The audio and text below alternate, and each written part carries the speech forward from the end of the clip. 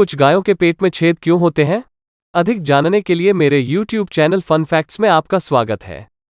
कृपया हमारे चैनल को सब्सक्राइब करें और वीडियो को शेयर करें, यानी जानकारी साझा करना। जिन गायों के पेट में छेद कर दिया जाता है, उन्हें कैन्युलेटेड गाय के रूप में जाना जाता है और उनके पेट में ड्रिल किए गए छेद को कैनुला के रूप में जाना जाता है। कल्पना कीजिए कि गाय के पेट तक पहुंच है। इसे लालसा कहें या जिज्ञासा। एक डिब्बाबंद गाय एक मानव निर्मित प्रयोग है जो एक गोजातीय पाचन तंत्र में क्या होता है और इसके दूध उत्पादन को अधिकतम करने के तरीके के बारे में अधिक जानने के लिए है।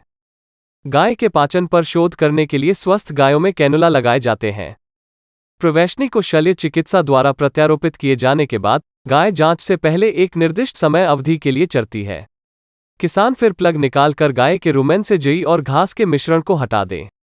इस मिश्रण को तब एकत्र और परीक्षण किया जाता है और विश्लेषण से शोधकर्ताओं और किसानों को पता चलता है कि कौन से चारा पशुधन से सर्वोत्तम परिणाम देते हैं। डिब्बाबंद गायें बीमार गायों के इलाज में मदद करती हैं। इस स्थिति में एक डिब्बाबंद गाय उपयोगी हो सकती है।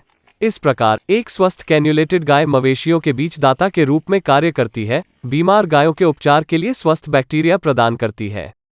बीमार गाय की खाद की निगरानी करने से यह जानने में भी मदद मिलती है कि उसके जठरांत्र संबंधी मार्ग में कैसे सुधार हो रहा है। इस सर्जरी का कोई खतरा नहीं है और छेद गाय के जीवनकाल को प्रभावित नहीं करता है।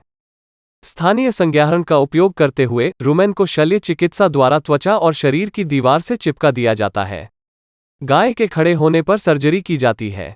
गायों के पेट के 4 हिस्से होते हैं, जिनमें से सबसे बड़ा रुमेन होता है, जहां जानवर का अधिकांश पाचन होता है। एक प्रवैशनी मूल रूप से मोटी टिकाऊ प्लास्टिक से बनी एक ट्यूब होती है, जिसे रुमेन और त्वचा के बीच शल्य चिकित्सा द्वारा गठित उद्घाटन को सील रखते हुए रखने के लिए डाला जाता है। आसान पहुंच के लिए एक हटाने योग्य टोपी शामिल है। लगभग 4 से 6 सप्ताह में उपचार पूरा होने के बाद एक नई मुट्ठी वाली गाय जान बचाने के लिए तैयार होती है। वास्तव में वे दूध का उत्पादन कर सकते हैं और उनका पाचन तंत्र किसी भी तरह से बाधित नहीं होता है। उनका स्वयं का जीवनकाल लंबा हो जाता है और अन्य बीमार और मरने वाले जानवरों की वसूली में ट्रांसफ्यूनेशन सहायता करता है। कैनुलेशन ग्रीनहाउस गैस के प्रभाव को कम करने में मदद करता है। स्कॉटलैंड के ग्रामीण कॉलेज के अकादमिक निदेशक जमी न्यूबॉल्ट के अनुसार, यदि हम खाद्य उत्पादन को अधिकतम करना चाहते हैं और ग्रीनहाउस गैसों को कम करना चाहते हैं तो गायों के पेट की जांच करना महत्वपूर्ण है। श्री न्यूबॉल्ट ने कहा कि कैनुलेशन गाय के रुमेन या पेट तक सीधी पहुंच प्रदान करता है, इसलिए व्यक्ति नमूने निकाल सकते हैं।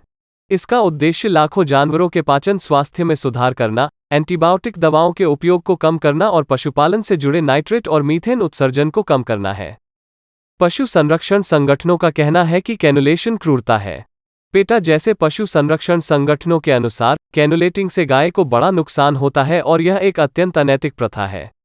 फिस्टुलेटेड गायों के पेट में रोगाणु होते हैं जिनकी जांच की जाती है और कभी कभी अन्य जानवरों को प्रेषित किया जाता है।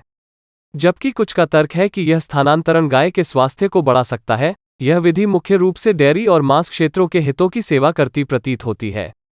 जानवरों के लिए पोषण और पाचन को अधिकतम करती है, जो अंततः दुर्व्यवहार और वध किया जाएगा।